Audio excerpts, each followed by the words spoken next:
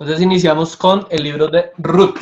Son solamente 4 capítulos. Sin embargo, es un libro que es muy importante porque Ruth nos presenta un puente entre el libro de los jueces y la monarquía. Realmente lo que va a hacer Primera de Samuel es introducirnos a la monarquía y este libro de Ruth nos presenta como ese puente. También los que han venido leyendo los libros completos se dan cuenta que es como un respiro de la narración histórica, porque el libro de Ruth está entre dos libros que nos están enseñando acerca de la historia general de Israel, la historia general del pueblo de Israel, lo que está aconteciendo en maneras muy generales, muy globales.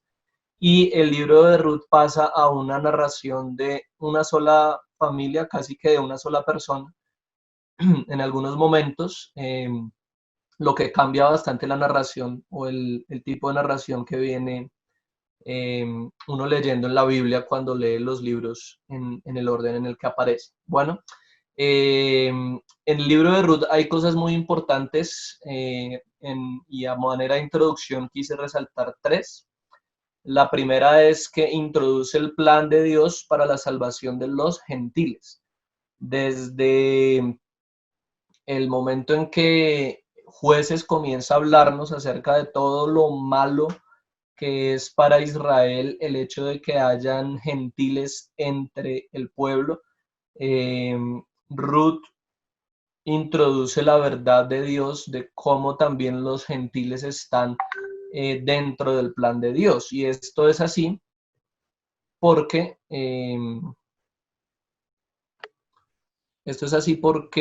pues introduce a Noemí, perdón, introduce a Ruth, que es moabita, que no es judía, dentro de la familia de Noemí. Entonces vamos a ver cómo se desarrolla esa verdad bíblica que hace también parte del pacto, ¿no? Parte muy importante del pacto, eh, para los que ya estamos como más familiarizados con el tema.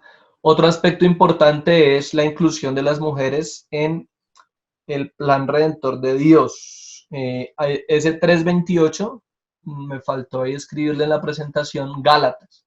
Entonces, ¿quién nos quiere leer, por favor, Gálatas 3:28?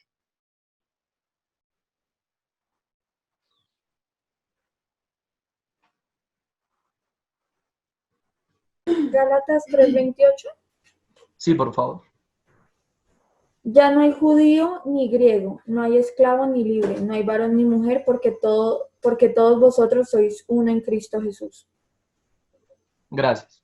Entonces, esa realidad de la inclusión de las mujeres en el plan redentor de Dios es algo muy importante, y es algo que nos debe mostrar, nos debe hablar del carácter de Dios y nos debe hablar del trato de Dios con la mujer. Cultural e históricamente la mujer ha sido menospreciada, ha sido rechazada, ha sido abusada, eh, y creo que es una carga cultural significativa, eh, que la Biblia enfrenta desde el principio, ¿sí?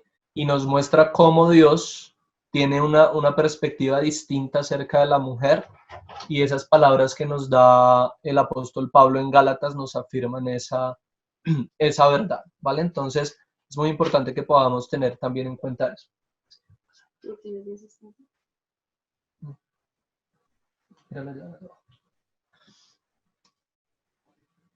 ¿Listo? Bien, y el otro tema importante es la providencia de Dios.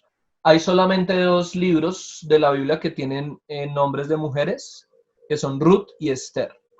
Y en ambos el papel de Dios es providencial. ¿A qué nos referimos con eso? Que a diferencia de los otros libros, la voluntad de Dios, la palabra de Dios, no llega de forma explícita, sino de forma implícita por lo que está narrando y cómo se están desarrollando los acontecimientos. En el libro de Ruth en ningún momento encontramos, entonces Dios dijo, entonces Dios mandó, entonces Dios habló con tal y le dijo. Nada de eso aparece en el libro de Ruth.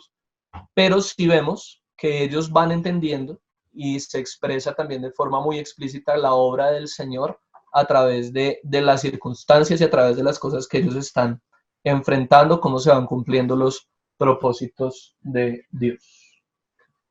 ¿Listo? Dame un minutico.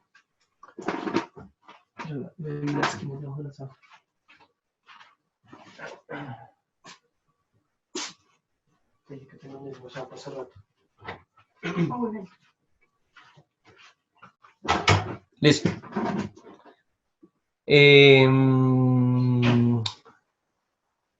Muy bien. A eso entonces le llamamos la providencia de Dios y es muy importante esta parte porque prácticamente la mayoría de la relación que los hombres tenemos con Dios es providencial, ¿sí? Yo no sé si a ustedes Dios les habla todos los días audiblemente, no sé si a ustedes todos los días, cada vez que abren la Biblia, Dios les habla.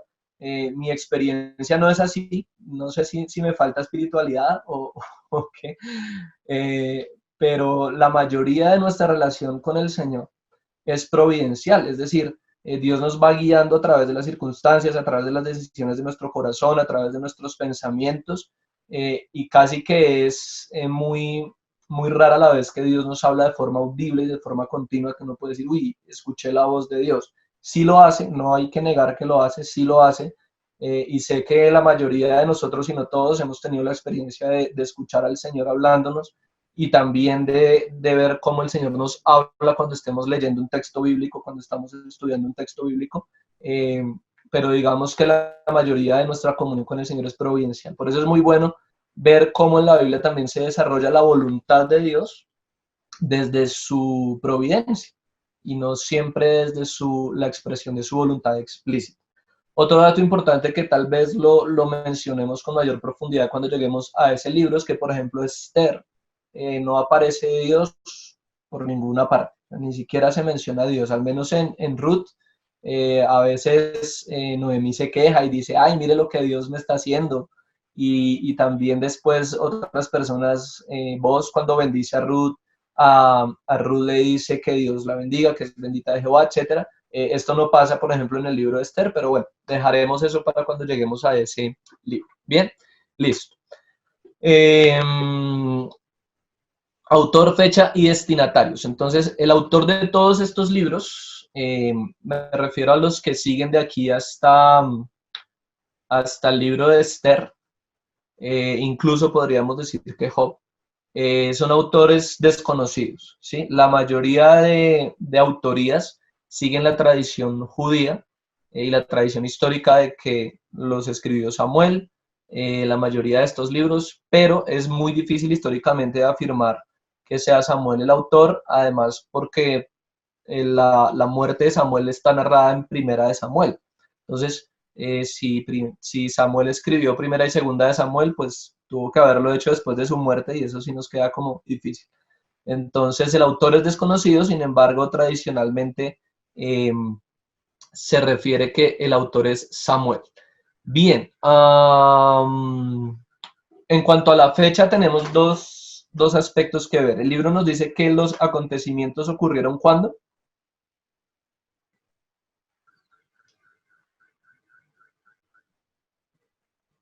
Dice que cuando los jueces estaban reinando, ¿no? Cuando los jueces estaban gobernando.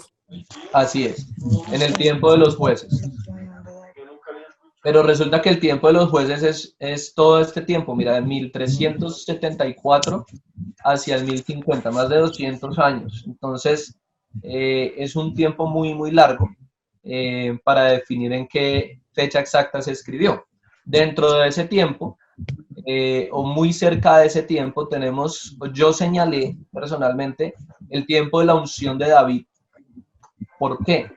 Porque al final del libro, cuando llegamos a la genealogía, ya se sabe que David es rey, ¿sí? Si el libro lo escribió Samuel no pudo haber estado en el gobierno de David como rey porque él muere antes de la muerte de Saúl. Samuel, según la narración bíblica, muere antes de la muerte de Saúl. Sin embargo, Samuel sí ungió a David de manera que ya hubiera podido saber que que era David el que iba a ser rey. Entonces, si Samuel lo escribió, seguramente lo escribió en un tiempo después de haber ungido a David y antes del reinado de David, ya cuando se sabía que David iba a ser rey. ¿Listo? Bien, ¿cuáles son los destinatarios del libro? El pueblo de Israel bajo el gobierno de los reyes. Bajo el gobierno de los reyes. Ya Israel está viviendo en la monarquía.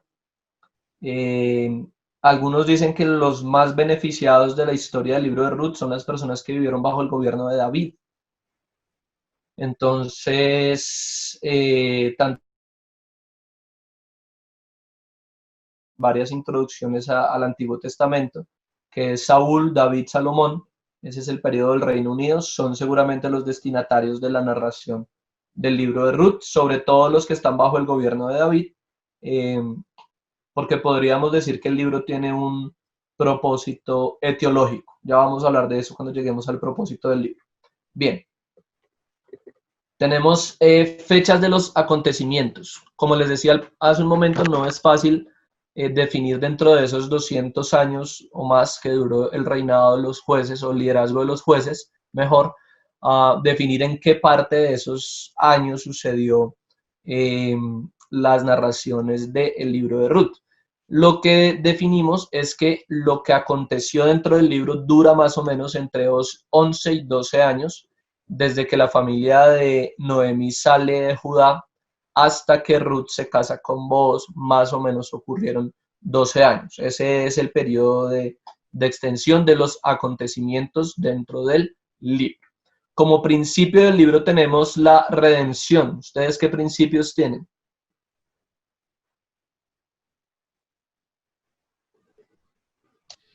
Yo tengo la fidelidad o la integridad. Ese también es un tema muy importante, la lealtad o la fidelidad. Muy bien. ¿Qué otro hay por ahí?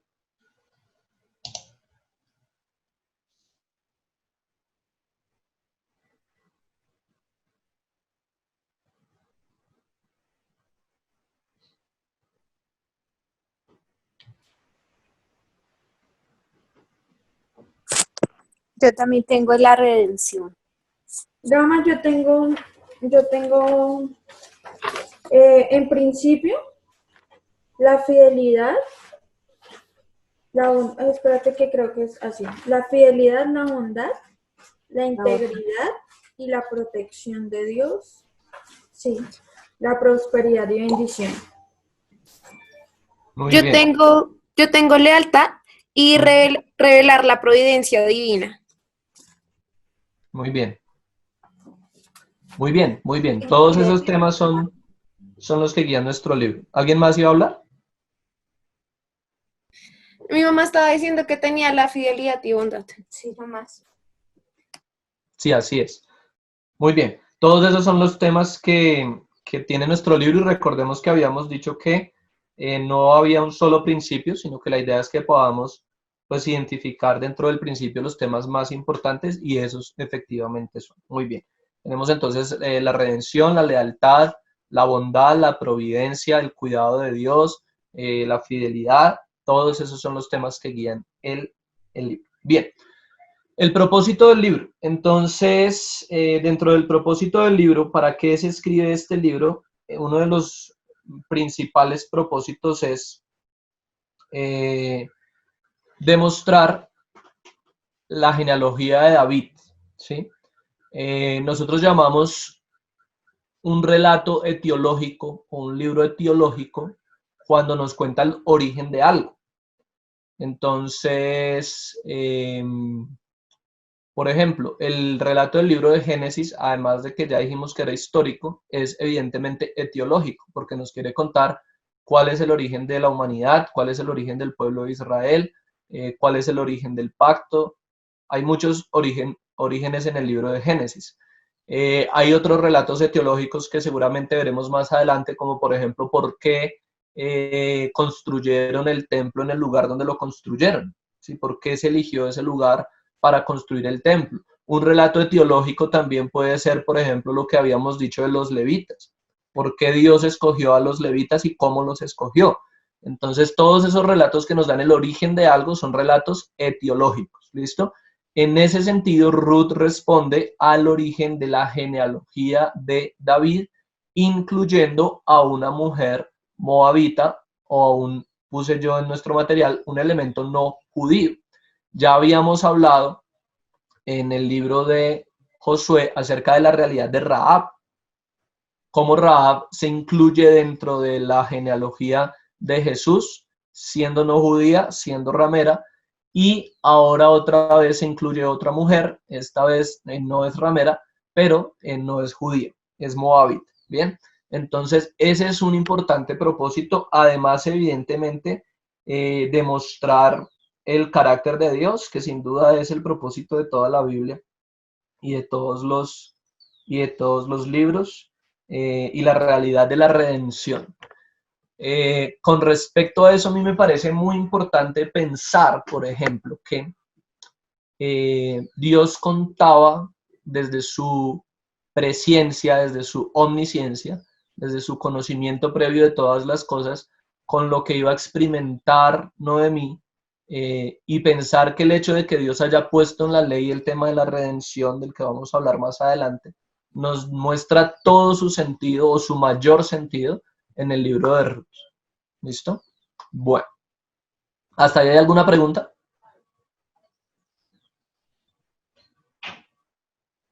Muy bien. Listo, tenemos un contexto. Sí.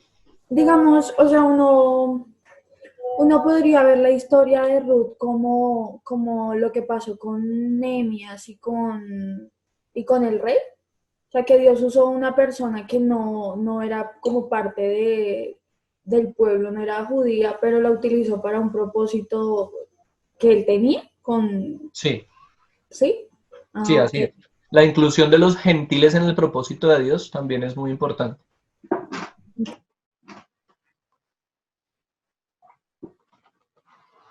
Muy bien.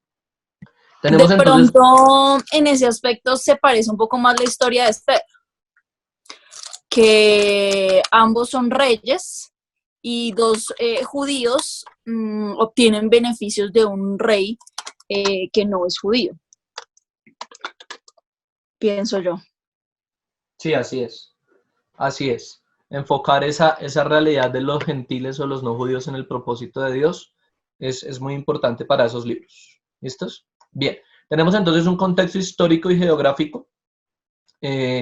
No tenemos fechas, pero tenemos la duración de esos acontecimientos dentro del libro. ¿Listo? Es muy difícil fechar exactamente cuándo estuvieron en Moab, cuándo fue al campo, cuándo estaban en Belén, etcétera, pero el libro sí nos muestra más o menos cuánto duró cada acontecimiento.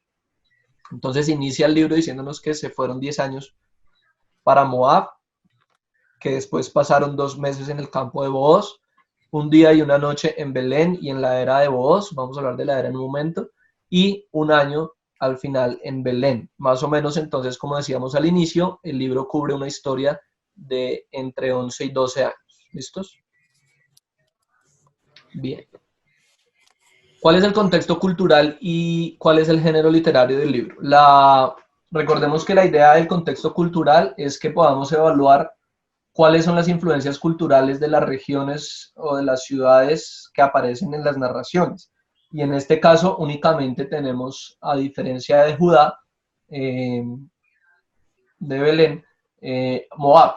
Entonces Moab, no vamos a dar todo el registro histórico del libro de Moab. En la introducción a la Biblia MacArthur hay mucho material acerca de eso que ustedes pueden examinar, pero para mencionar algo tengamos en cuenta lo siguiente. En Jueces, que es el libro del que venimos, 3, 28 y 29, la Biblia menciona que los moabitas eran enemigos de Israel y eran una de las naciones que los estaban oprimiendo en el tiempo de los jueces.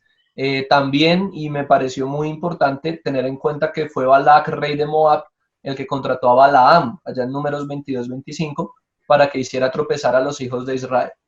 ¿Cómo logró Balaam eso? ¿Quién se acuerda? Evidentemente no lo pudo maldecir. Entonces, ¿cómo logró Balaam hacer tropezar a los hijos de Israel? Le dijo, Habla, dice. Él le dijo al rey, que no me acuerdo cómo se llamaba, que no los podía maldecir, pero que él sabía cómo podría hacerlos perder y le dijo que ellos tenían debilidad por las mujeres. Entonces, que ellos tenían prohibido casarse con mujeres que no fueran de su mismo pueblo y entonces así él pues le presentó a las mujeres de su pueblo y así se perdió. Así es. Las O sea, mujeres llevaron al pueblo a la idolatría, eh, y la representación de la idolatría moabita es un ídolo que se llama Quemos. Eh, y ahí está el registro de ese ídolo moabita en Primera de Reyes. El matrimonio con las mujeres no judías es un reto de interpretación de este libro, y vamos a ver si alcanzamos a tratarlo más adelante. Género literario del libro entonces es histórico, el tipo de historia del que ya hemos mencionado, ¿no? Una visión profética de la historia. Esta es la estructura del libro, 4 capítulos, todos enfatizados o enfocados en lo que Ruth hace. En el capítulo 1 pues pasan muchas cosas en cada capítulo, pero nos enfocamos en lo que Ruth hizo. Ruth sigue a Noemí, Ruth conoce a Booz, Ruth busca redención y Ruth se casa con Booz. De eso se trata, o esa es la estructura del libro que tenemos de Ruth. Muy bien. Bueno, iniciamos entonces con el contenido. Hay un dato muy interesante en el tema de los nombres que se mencionan dentro del libro, y es precisamente por su significado. Yo me adelanté ahí un poquito hasta el significado del nombre de Booz, que no está en el capítulo 1, pero que hace parte de la narración del libro. Entonces tenemos esta tablita de lo que significa cada uno. Elimelech, que era el esposo de Noemí, significa mi Dios es rey. Noemí significa placentera o llena. Malón significa enfermo. Kelión, consumido. No le vayan a poner esos nombres a sus hijos, por favor. Orfa significa terca. Ruth significa amistad. Y Booz significa en él hay fuerza. La realidad de los nombres le da mayor fuerza a la narración. Nosotros no tenemos la cultura oriental ni la cultura judía, pero para los judíos y los orientales los nombres son muy importantes y están muy conectados a la realidad de la que se está viviendo, de la que se está hablando en sus narraciones. Entonces, ¿cómo empieza la trama del libro? Que la familia de Elimelech, con su esposa Noemí y sus 2 hijos, Malón y Kelión, salen de Judá porque había hambre y se fueron hacia Moab para poder sobrevivir. Esto nos habla mucho, solamente esa parte con los nombres y esa realidad, en el sentido en que, por ejemplo, si nosotros seguimos la tradición de los nombres en la Biblia, casi que cada nombre corresponde a una circunstancia histórica que están enfrentando los padres. Por ejemplo, recordemos los nombres de José y de Benjamín, sobre todo en el tema de Benjamín. No sé si recuerdan que cuando Benjamín fue a nacer, la mamá quería ponerle Benoní porque estaba enferma y estaba muriéndose, y dijo, quiero ponerle Benoní porque es hijo de mi tristeza, pero el papá dijo, no, pongámosle Benjamín, que es hijo de mi felicidad. El mismo Isaac, que significa risa porque la mamá se rió. Entonces hay circunstancias alrededor que nos dan razón de los nombres de los personajes. En ese sentido, los hijos de Elimelech nos muestran la condición en la que estaban viviendo ellos en el momento de recibir a sus hijos. Estaban rodeados de enfermedad y estaban consumidos. Ese consumido quiere decir algo que ya se acabó, que ya se terminó. Estaban pasando por mucha necesidad. En ese sentido, entonces, vemos la realidad del juicio de Dios en la tierra que les había prometido. Dios les había prometido abundancia en la tierra, por eso decían era una tierra que fluye leche y miel, pero si hay hambre en la tierra es porque el pueblo está recibiendo el castigo de Dios y están bajo el juicio de Dios, evidentemente por causa de su pecado, algo que era muy continuo y algo que era muy normal en el libro de los jueces. Recordemos el ciclo de pecado que encontramos en Jueces 2, 18 y 19. ¿Quién nos lo comparte?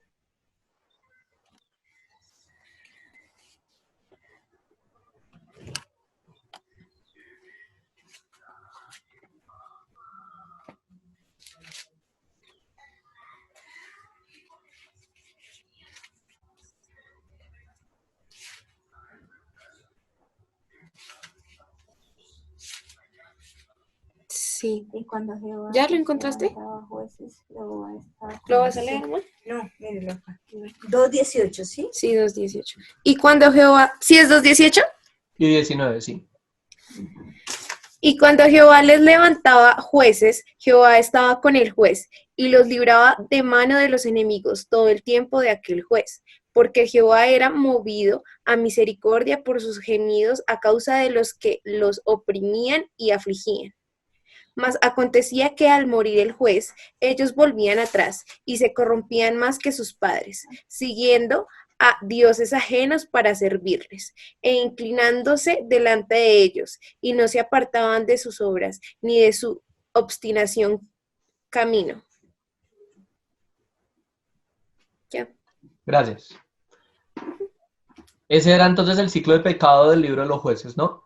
Habíamos dicho pecado, juicio, clamor, arrepentimiento, paz. Esos 5 aspectos eran los que eran cíclicos en el tiempo de los jueces y seguramente Elimelec y Noemí habían tenido a sus hijos en un tiempo que estaban bajo el juicio del Señor.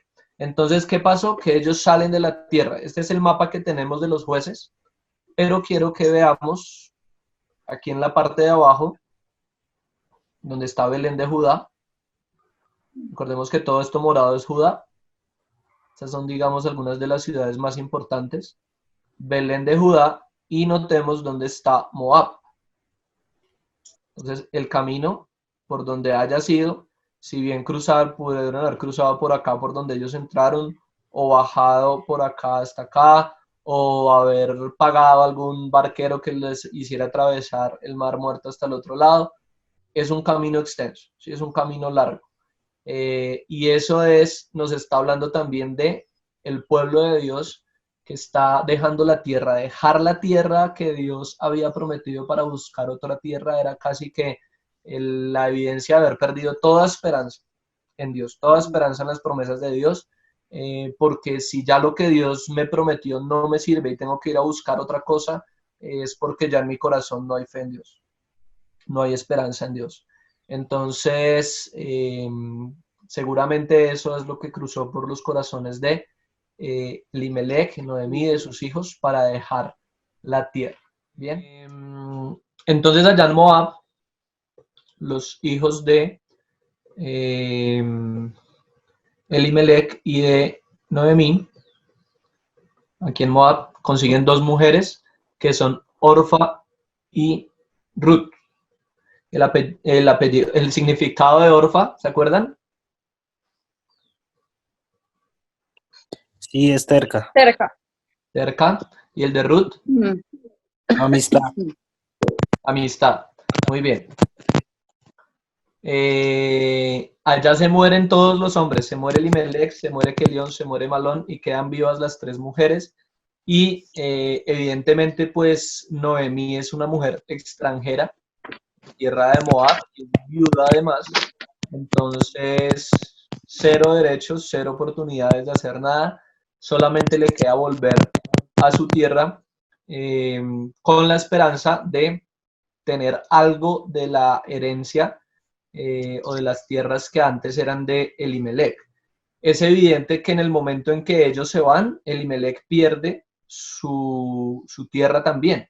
Seguramente vendió su heredad, seguramente hizo que alguien más adquiriera la heredad. Y en todas estas cosas vemos la providencia de Dios. Ya vamos a ver por qué razón. En el camino de regreso, entonces, aparece uno de los textos más importantes de la Biblia, que está en Ruth 1:6. ¿Quién nos lo lee, por favor? Mi mami.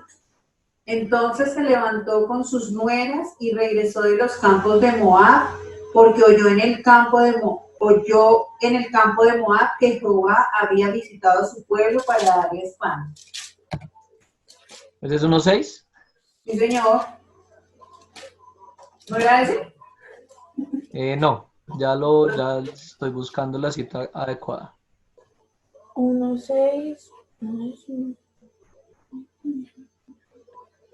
Pues es cuando ella le dice que renuncia al Dios de ella para seguir al No me de... pidas que te dejen de parte de ti. ¿No? Sí. ¿No es ese? Sí, es ese. ¿Cuál Es es? en el...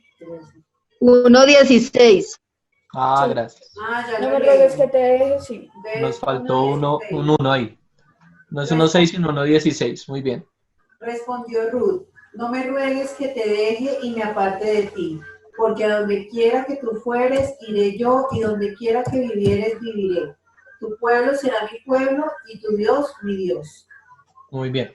A diferencia de Ruth, Orfa sí se alejó de Noemí, porque evidentemente pues ya no tenían ninguna obligación con ella. Ya los hijos se habían muerto y Noemí misma les dice, pues no me van a esperar a que tenga otros hijos y crezcan para seguir conmigo, entonces se pueden ir.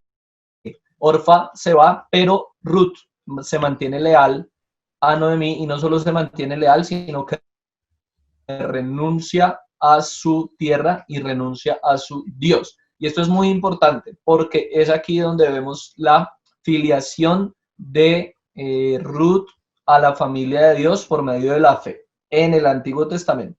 ¿Sí? Entonces, Sí. esto es muy importante para nosotros, es muy importante para el cristianismo, es muy importante para la Biblia, es muy importante para la historia también. Resaltar que la fe de Ruth no estaba ya en los ídolos de Moab, que no era una sirviente ni una adoradora de Quemos, que era el dios más significativo de su tierra, sino que tuvo fe. ¿Listo? Y por causa de esa fe, entonces se mantiene con Noemí y vuelve con ella.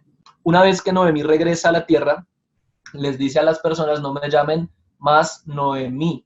Y eso lo entendemos porque sabemos que el significado de Noemí es placentera o llena, pero evidentemente ella regresa con las manos vacías, casi que es una sentencia de muerte pesando sobre ella, y dice, llámenme Mara, y ya sabemos qué significa Mara por la narración del Éxodo cuando llegaron a las aguas de Mara, que eran aguas Amargura. amargas. Entonces llámenme amargura porque Dios me quitó todo y me llenó de amargura y bueno, en fin. Entonces, todas esas realidades nos hablan acerca de la providencia de Dios y vamos a ver cómo Dios viene obrando en todo esto que encontramos en Ruth. Por ejemplo, muchas referencias hay de las tradiciones del Antiguo Testamento en el capítulo 2. Cuando dice, llegaron en el tiempo de la siega de la cebada, inmediatamente cuando conocemos la historia sabemos que están en el tiempo de Pentecostés. ¿Alguien se acuerda cómo funcionaba la fiesta de Pentecostés y cuáles eran las dos primicias que enmarcan esa fiesta? Mi mamá dijo una del pan sin levadura.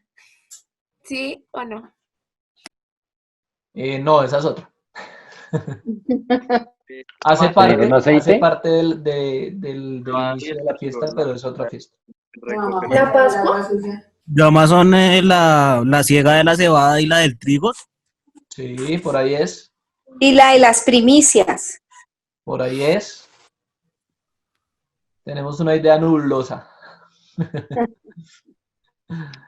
Bien, vamos a dejarla entonces un poquito más clara. Habían dos primicias en el pueblo de Israel. Ellos debían presentar la primicia de la cebada y la primicia del trigo.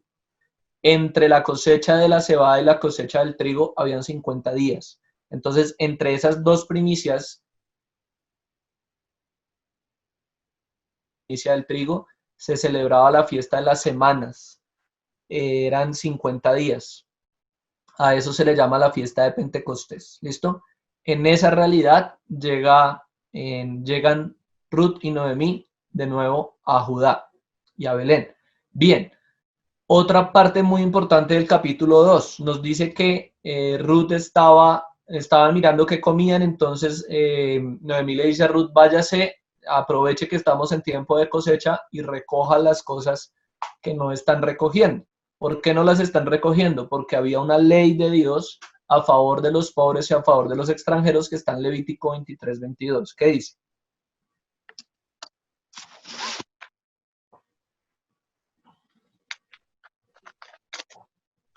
23:22 Sí.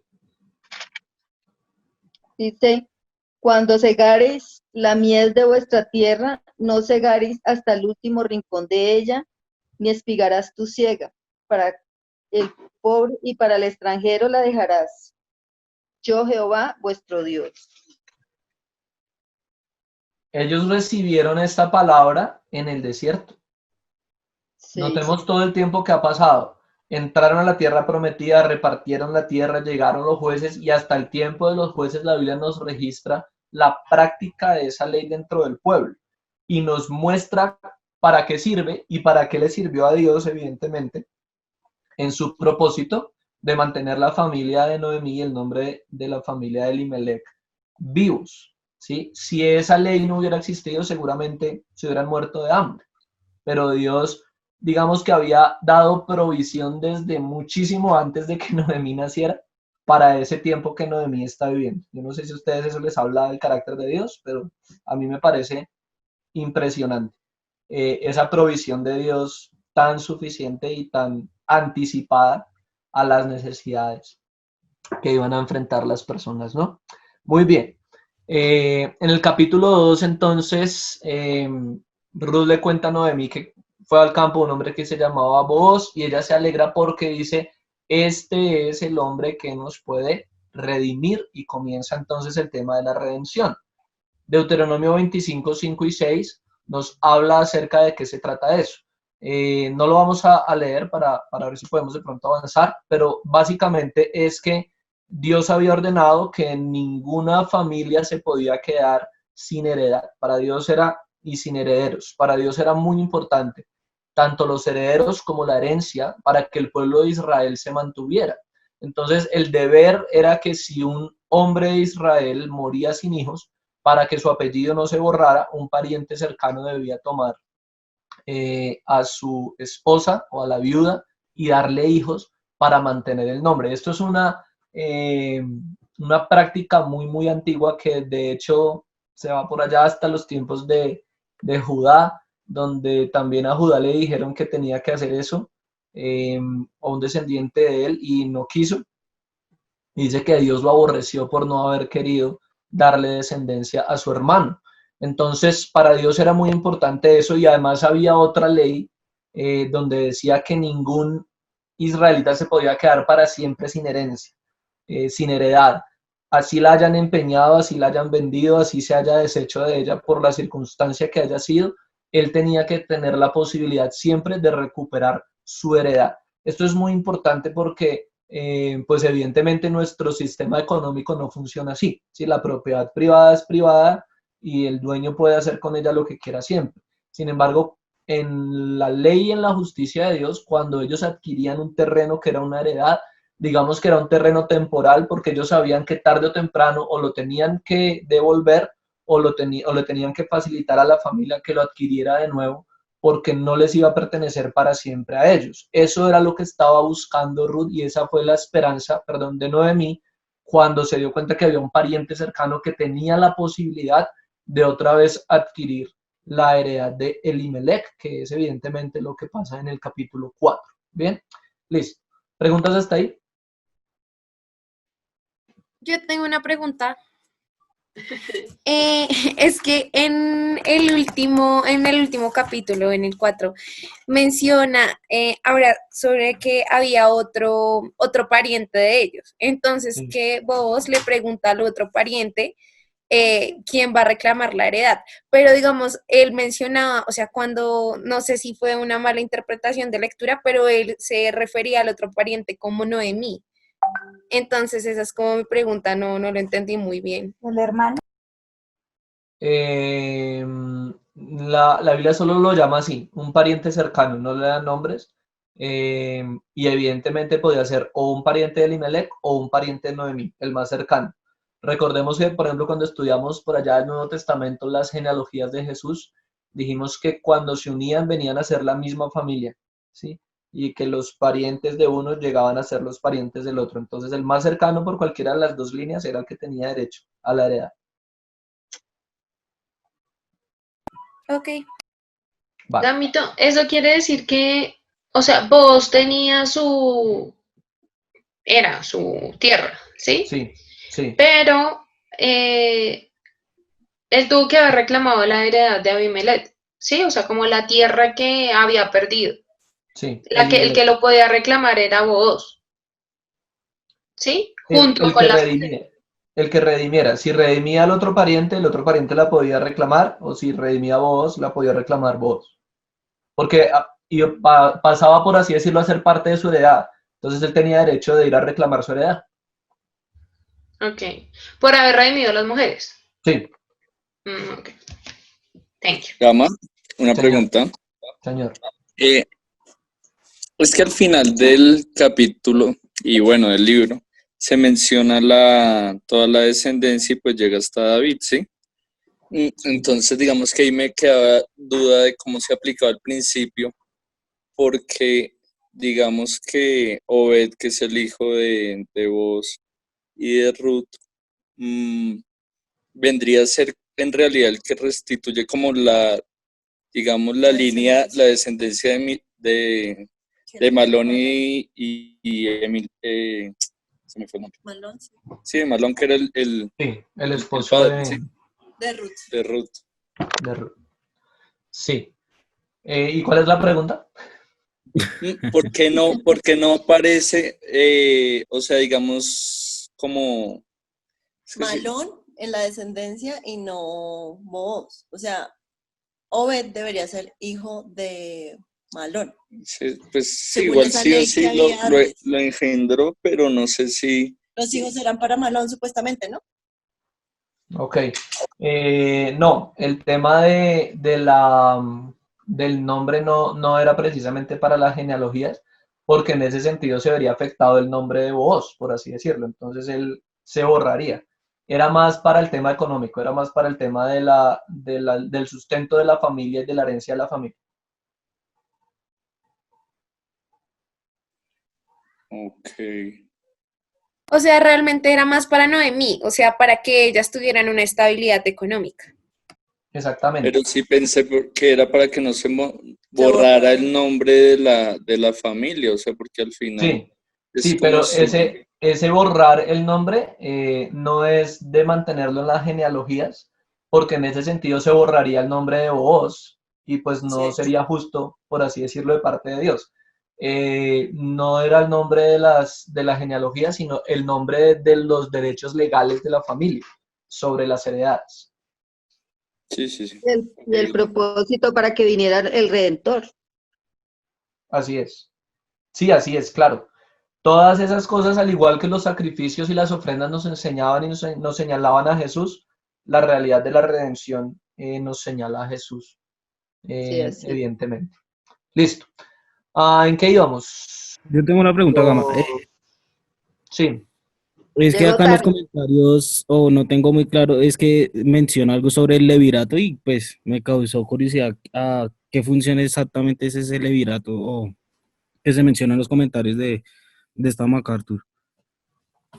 bien, creo que el reto de interpretación es que si, ¿qué pasa con un descendiente cercano que fuera casado? Que si se tendría que casar otra vez y entonces habría poligamia, creo que a eso se refiere. Entonces, la respuesta a ese problema es que se podría, o sea, digamos que el pariente tendría libertad de tomar a la esposa sin hacerla su esposa para no caer en poligamia, ¿sí me entiendo? ¿Sí me hago entender? Como hacerla parte de su familia, darle los derechos de su familia, los derechos de la casa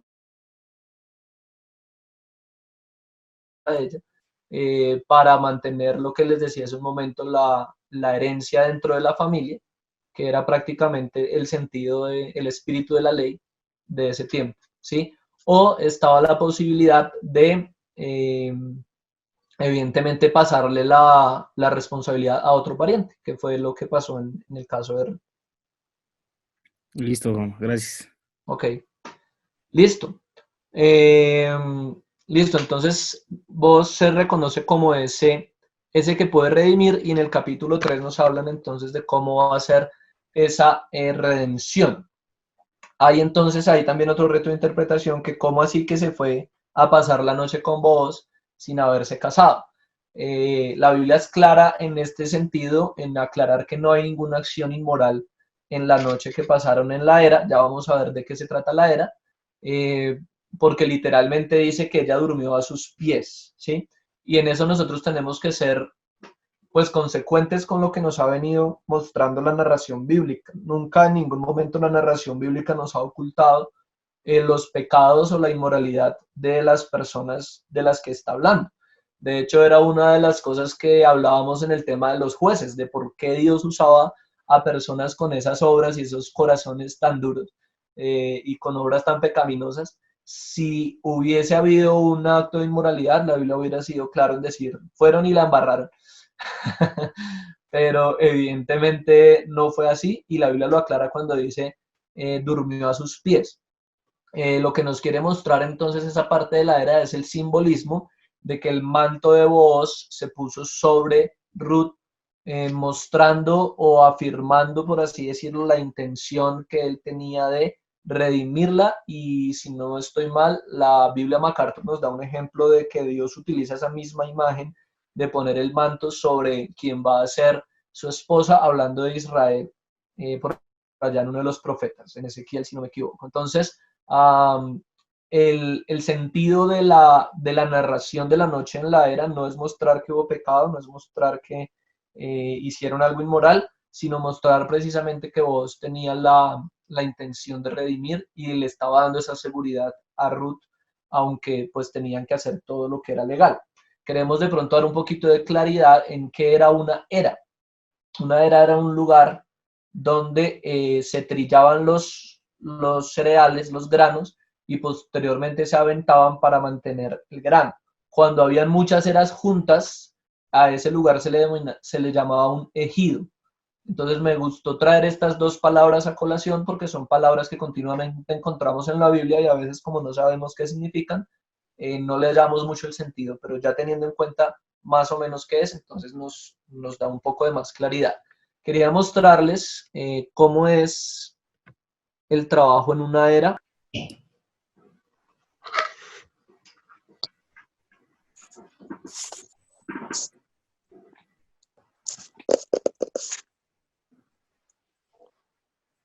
Este es el trabajo que se hace en la era. Ya el trigo está ahí. Esa es una cosecha de trigo, pero funciona casi igual con todos.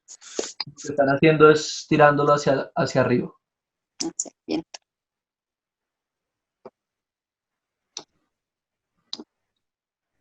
Lo están aventando.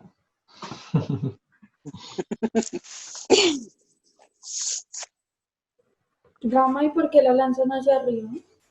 Para que el viento se lleve la cáscara.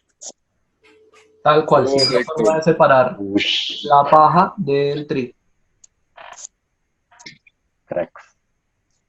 Entonces, se supone que cuando hay más viento,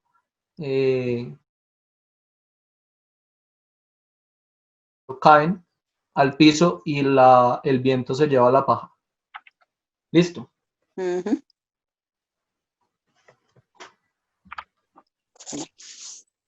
Gracias. Listo. Así se separa la cizaña del trigo. Y el destino de la cizaña, pues, es el fuego, ¿no? De la paja. Toda la paja se reúne y se quema, y el trigo, pues, se reúne y se guarda en un granero. Eso es una imagen, digamos, de la realidad agrícola que utiliza mucho Jesús también, y toda la Biblia para hablarnos de eso. Listo. Les queríamos mostrar eso como para que tuviéramos en cuenta de qué se trata la era, qué se hace en la era y qué es eso de la era. Bueno, listo. Ya para terminar, nos quedan 9 minutos de clase. Ya para terminar, Vamos entonces al siguiente capítulo. Es el último capítulo, en el capítulo 4. Listo, se muestra la solución de todo lo que está sucediendo. Ya mencionamos entonces el tema de la redención, el tema del pariente cercano. Hay otro aspecto ahí como interesante, que es el tema de los zapatos, ¿no? La misma narración nos dice que ya era costumbre en Israel que para sellar un negocio se quitaran el zapato. Y ese de quitarse el calzado es también algo continuo que vimos en el Éxodo con Moisés y en Josué también, cuando se le apareció el ángel y dice: quita el calzado de tus pies. Todas esas, ¿cómo se llaman? Costumbres, o todas esas referencias al Antiguo Testamento nos hablan a nosotros también de cómo debe, o de qué es lo que Dios nos está queriendo decir a partir de todas esas narraciones y esos hechos, ¿vale? Listo. El capítulo entonces nos termina mostrando la bendición de Dios en la vida de Noemí, cuando Booz las puede redimir, y cuando además le da un hijo que viene a ser Obed. Hay una bendición de parte de las mujeres, las mismas, o la narración nos quiere mostrar es que la misma realidad que Noemí vivió cuando entró de nuevo a su tierra. Recordemos que le comenzaron a decir: oiga, y esta no era Noemí, y ella dijo: no me llamen Noemí, llámenme Mara. Ahora esas mismas personas que se preguntaban qué le pasó a la que era llena y a la que era placentera, que ahora es amarga, ahora ellos mismos dicen: el Señor te ha bendecido, te ha guardado, te ha restaurado, y te ha dado un hijo para que tu nombre no sea borrado, y sea tenido en memoria, y además te ha bendecido con tu nuera, que es mejor que 7 hijos.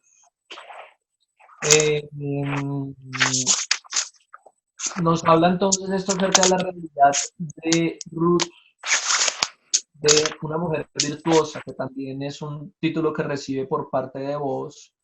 Dice, ahí precisamente en la era le dice: todos saben que eres una mujer virtuosa. Y es muy importante que ese título lo esté recibiendo una persona que no es hasta ese momento parte del pueblo de Dios, porque se manifiesta evidentemente, lo que se está manifestando evidentemente es la gracia de Dios para cumplir su propósito. Bien, listo. Finalmente entonces el libro termina con la genealogía de David, que evidentemente, como ya sabemos, es la misma genealogía de Cristo.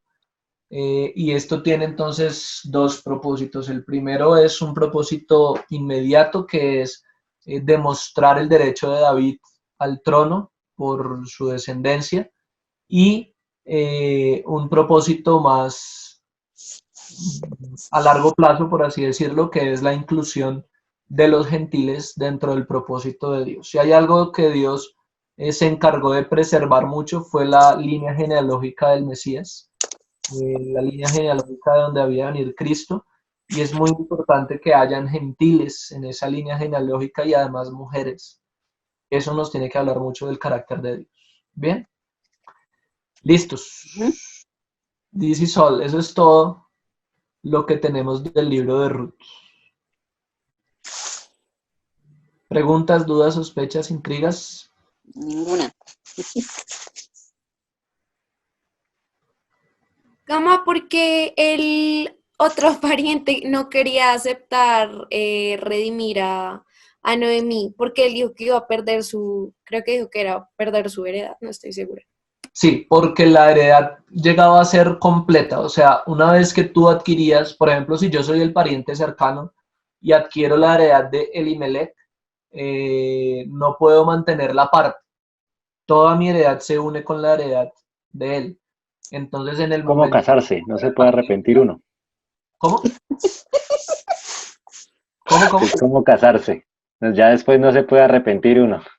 Sí, Ceditas. Ya después Eso no se puede eso arrepentir no nadie. tampoco, Ceditas. ¿Hay alguien que quieras confesar, Sebas? No entiendo ese apunte.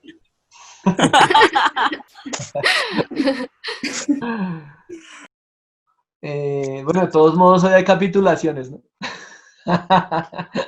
Sí. Eh, Las No, no, no. capitulaciones no son bíblicas, Gamita, Eso eso no no es es bíblico. verdad, no, no. Respete. yo en ningún momento dije que eso era bíblico o que era de Dios. Dije, hoy hay capitulaciones. Pero eso no honra al Señor. Eso no honra al Señor. Entonces, sí, el problema era ese, que en el momento de dar la herencia a la familia, él no podía hacer la división. Entonces, por eso dice, pues puedo perder lo que es mío, mío de mi propiedad, por estarlo mezclando con el de otro que no es mío. Ok. Listo. Eso es todo lo que tenemos del libro de Ruth.